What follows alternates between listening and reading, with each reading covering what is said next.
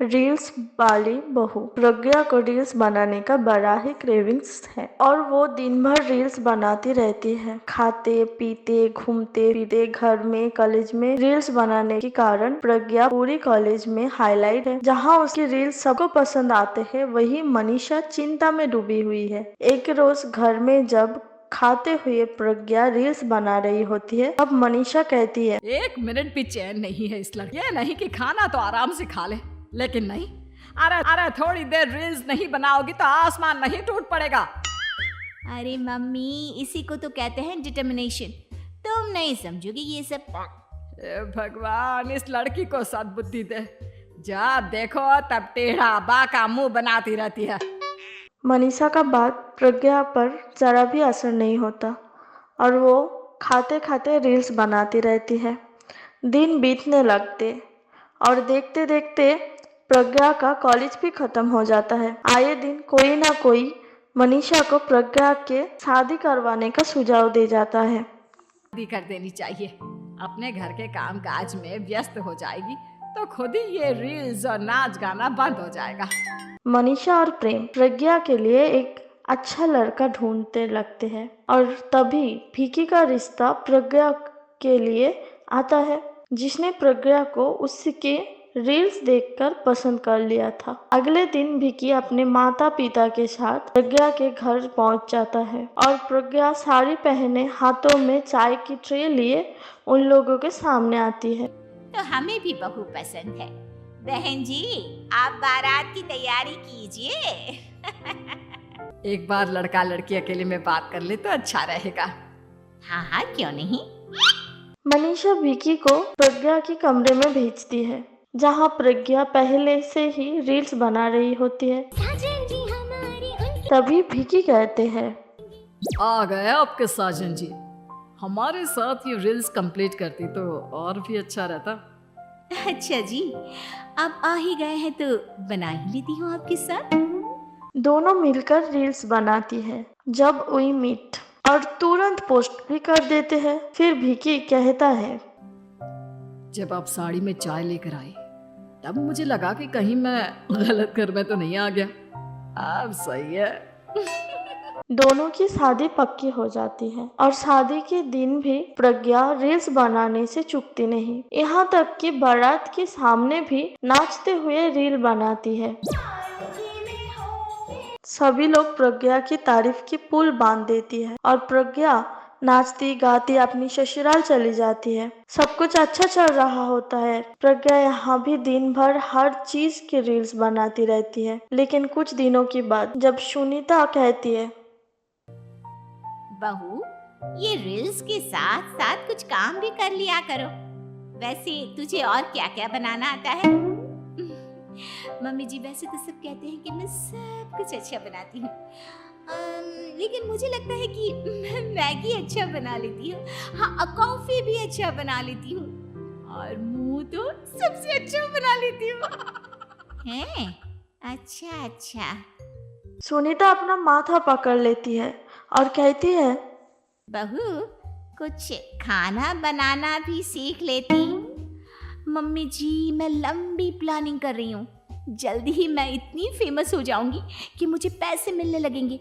हम दोनों सास बहू राज करेंगे, राज ना कर काम करेंगी और लोगों की तो लाइन लगेगी हमसे मिलने के लिए। तेरा दिमाग खराब हो गया है क्या बहू? हंसी मजाक तक ठीक है, लेकिन इस तरह घर नहीं चलते। जितना जल्दी हो इस घर के तौर तरीकों को सीख लो। प्रज्ञा मुंह बनाकर चली जाती है। तुरंत उसी वक्त एक रील बनाती है। ये देख, उसे देखकर सुनीता का गुस्सा सातों ही आसमान पर चला जाता है और विकी के घर आते ही सुनीता उसे सब कुछ बताती है। विकी भी अब प्रज्ञा की इन हरकतों पे परेशान हो जाता है। मतलब मम्मा, मैं देख लूंगा। विकी कमरे में जाते हैं तो देखता है कि प्रज्ञा रील बना रही होती है। विकी बड़े ही प्यार से प्रज्ञा से कहती है, प्रज्ञा, इन सब के लिए मैं तुम्हें मना नहीं कर रहा हूँ, लेकिन फिर भी हर वक्त तो ये अच्छा नहीं लगता ना। समझने की कोशिश करो। मुझे भी तुम्हारा थोड़ा वक्त चाहिए। मैं जब ऑफिस से आता हूँ तो मुझे समय देने की जगह इसी में लगी रहती है। तुम ज्यादा ही सोच रहे हो। तुम भी मेरे साथ रील्स बनाओ ना, तुम्हें भी बहुत अच्छा लगेगा। तुम्हें इज्जत से कोई बात समझ में नहीं आती क्या? दिमाग खराब हो गया है तुम्हारा इस चकाचौंध से। अगर तुमने अपना रवैया नहीं बदला तो मैं तुमसे दूर चला जाऊंगा। तुम ही रिश्ता लेकर आए थे, मुझे लड़कों की कमी नहीं थी और ना आज है। विकी दरवाजा पटक कर चला जाता है। फिर धीरे धीरे विकी प्रज्ञा से दूर होता जाता है।